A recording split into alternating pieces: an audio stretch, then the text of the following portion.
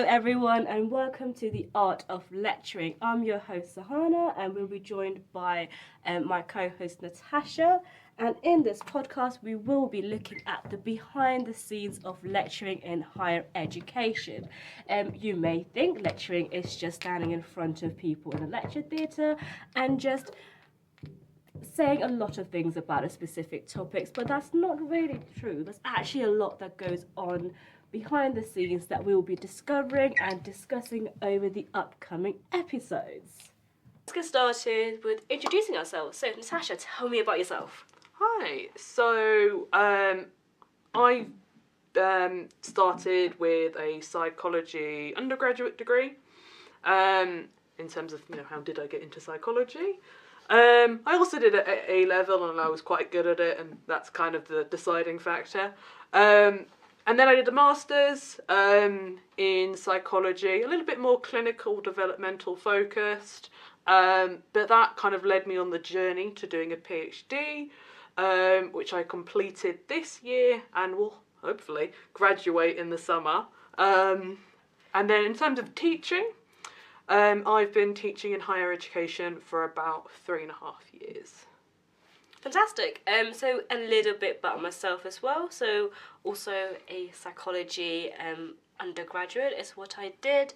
I did follow it up with the Masters in Mental Health Studies, but it was so closely linked to various parts of psychology. And I did also just graduate with a PhD in psychology. So as you guys can sort of hear, we are all quite fresh. Yeah, quite fresh from our sort of PhDs, and also sort of very thoroughly entrenched in a lot of psychology as well. In terms of sort of overall teaching, so I've been teaching in higher education for about 5 years. So a little bit longer than me. Yeah, but it's still been a lot of sort of teaching as a PhD student. It's only really this year we're both teaching as full-time staff members as well. So in terms of what we do, so we teach for both undergraduate courses, postgraduate courses, and we provide sort of project supervision for final year students, and that includes a lot of sort of individual support and group support as well overall. And in terms of how we both know each other, we work in the same university, within the same department, in fact, in the same office as well. With several other people. Yes. It's just us two on the podcast, We're the best ones. Yes, truly. But we really can't escape each other, which is why we started the podcast. So there's never any escape from me. All. So in terms of what we're sort of going to be discussing is the fact that, lecturing is a very big thing in higher education. If you're doing a degree of some sort, you're probably turning up to 2-hour lectures at various points in the week as well. But as those of us who do lecturing is actually a very small part of what it is that we do. And there are a number of different things that kind of go behind prepping lectures, and also just what it is that we do as sort of educators in higher education as well. So for example, there are a number of different sort of national standards, university level standards, even departmental standards that we all have to kind of follow along with as well. So for example, for psychology, we have the British Psychological Society, who provide accreditation, which means, it's kind of like how legit your degree is overall, and whether or not certain employers, certain postgraduate courses, and so on will be able to accept you to go on and do things. So if you want to do clinical psychology, for example, you have certain requirements that the BPS might require you to have as well. So the BPS, or the relevant accreditation organisation, will have a very big influence on the various degree that you might experience in undergrad, or that you might teach on, for example, as well. So how the curriculum design might be, what kind of modules you'll do, what kind of course you'll cover, what kind of content that will be available as well. And a really key thing for all of this is pedagogy. So Natasha, what is pedagogy? So you've probably heard that word from us a couple of times now, and basically what it is it's the kind of approach to teaching, both theory and practice of teaching and learning, and how this process influences and is influenced by the social, political and psychological development of learners. So you can see here it's not just how to teach or how to create teaching materials. it is capturing a lot from both the educators and the student side of things. And just to clarify, this isn't just for psychology. Presumably it's kind of used throughout all of higher education, kind of all of teaching. It's not just psychologists use pedagogy, but actually pedagogical research occurs in all disciplines. So pedagogy can almost be considered a discipline in its own right. And it does have quite a historic background as well, so it's not actually a new thing.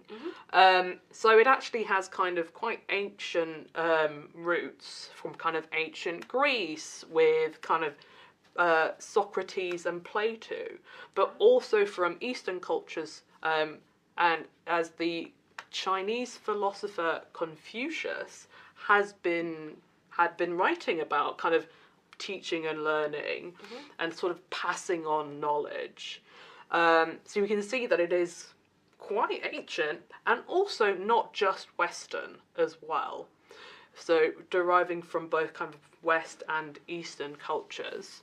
And in more recent years especially, it has highlighted that kind of background of learners aspect.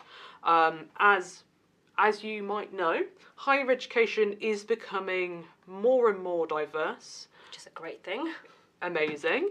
And, you know, often in the past, it could have been limited to kind of upper class white men, particularly in this kind of country.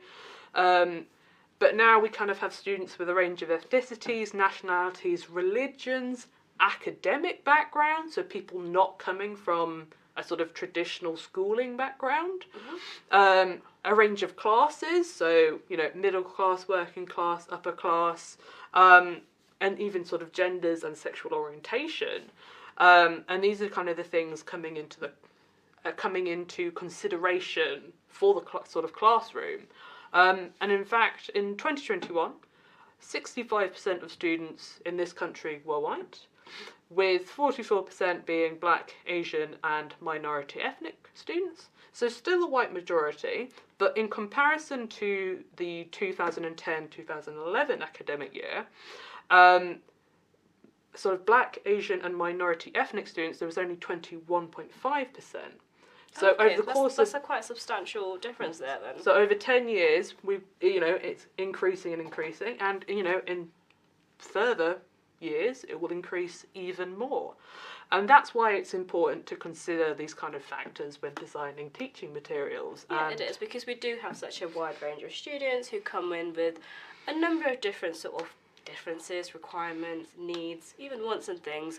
And that's kind of where pedagogy really comes in and why it's quite important as well, because we have to really consider, you know, if we're teaching a particular group of students, what is the best way to get things across to them, right? And bearing in mind, it might be that you might be doing 2 seminars, for example. It could be an identical seminar that you're running, but depending on who your students are, you might want to adjust things depending on the topic content. You might be wanting to teach that in a different way.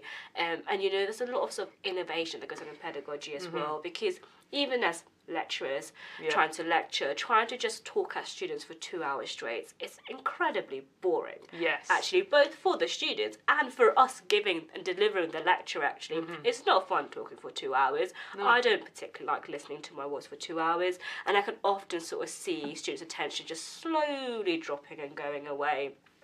And we probably remember that when we were students as well. I fell asleep many a time. Oh yeah, the 9 a.m. lectures were never the best to do. To be fair, I never attended those ones. I was students have to actually attend them because I didn't like my lectures. Just wasn't quite sure. I was understanding a great deal of it. So often with pedagogy, we're sort of looking into how can we teach materials or communicate materials in a different way that is actually really engaging. So student engagement is a really, really big thing in general, for a number of different reasons at the moment, where student engagement might be dropping in certain places. So how do we engage students, right? So things like using technology is one of the key things we're doing at the moment. Giving breaks during lectures can be amazing as well. Yeah. Just so students can go get a bit of fresh air, use the bathroom, grab a coffee. even go and get yourself lunch, particularly the lectures that sort of run over lunchtime where you start sort of flagging a bit, you know, making sure you do have breaks as well, making sure it's not just sort of passively listening for 2 hours, but maybe actively doing something. So, you know, using technology, doing some kind of group work where you're sort of discussing ideas with others based on previous weeks that you might have covered, different readings you might have done, and just your own experiences as well overall. And, you know, it kind of helps sort of student-on-student rapport as well, and kind of staff-student rapport, because, you know, we could just sit at the front of a room, talk for 2 hours, and then leave. Yes. And the students don't really kind of get to know us a little bit in terms of our academic background. Whereas I think it is so much nicer to have a bit of kind of discussion and Q&A with the students, maybe even some debate even. Yeah. It's quite nice actually. So I personally tend to prefer the type of teaching that we do when it's a bit smaller. When we're sort of having seminars or practicals, we can actually go around talking to students. Lectures can become very overwhelming, I think, sometimes, and it can feel very sort of isolating, I think, often as a lecturer, because you're sort of standing in front of 200 students behind a lectern and just talking at them. And again, you know, they don't really get to know us. I don't really get to know them. So yeah, definitely prefer other types as well of teaching overall. Yeah, and, you know, as well, or from this kind of student perspective, you know, psychology at our university has quite large cohorts for each group, well, year group anyway, and so you can find yourself in a room of 200 people and not wanting to speak at all, because, you know, it's a very kind of anxious environment. So even just kind of breaking the tension as a lecturer a little bit and getting them to talk to each other, and thus kind of feeling more comfortable to pop their hand up and ask a question, you know, to you as well. Just trying to create that kind of sort of positive, supportive, you know, inclusive learning environment is quite a good aspect of pedagogy as well. It is definitely, and we're both sort of early career educators, you know, we're sort of in our first year full-time teaching or second year full-time teaching, so a lot of things that we're sort of learning on the job or hearing from others is very new to us. You know, a lot of things we're sort of trialing and testing out,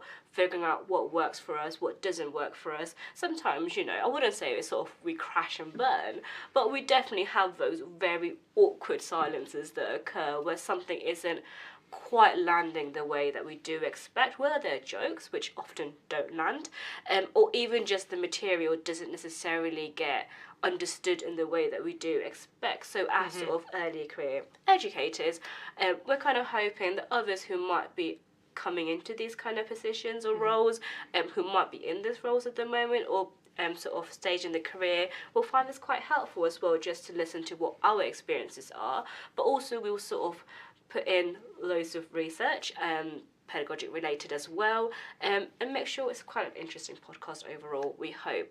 But yeah, so we know we're covering loads of different things, but mainly from our perspective as well. We're hoping to have a number of different topics we'll be discussing in the future, such as the use of AI in higher education. So AI is quite a hot topic at the minute. It is a very, very big topic. And we've got a very fun episode planned around that one. But also we're going to be looking at higher education during the COVID-19 pandemic. Yeah, so we were both lucky or unlucky. Unlucky. Unlucky enough to be teaching during that time. So I think you had all of your teaching potentially starting in that time. My first year of teaching and my PhD was completely online. So we will be discussing that in more depth. So I had a bit of both. So I had some face-to-face and then we moved online. So we were discussing some of the interesting experiences we had during the time and how we overcame those, and how pedagogy kind of played a role in that as well. And one of the bigger topics that we'll be covering a number of different episodes is going to be student engagement, mainly because student engagement tends to be a very big focus at universities and higher education, and often a lot of pedagogy relates around how we can increase student engagement in different student groups, in sort of different types of classrooms and different disciplines, and we'll be looking at that in terms of sort of technology used, different type of technology, different sort of teaching methods, and so on as well. And as well, we're also going to be looking at EDI in our next episode, which, spoiler, it stands for Equality, Diversity and Inclusion. But you're going to have to stay tuned for next time for that one. So thank you very much for listening today, and we will catch up next time. Bye.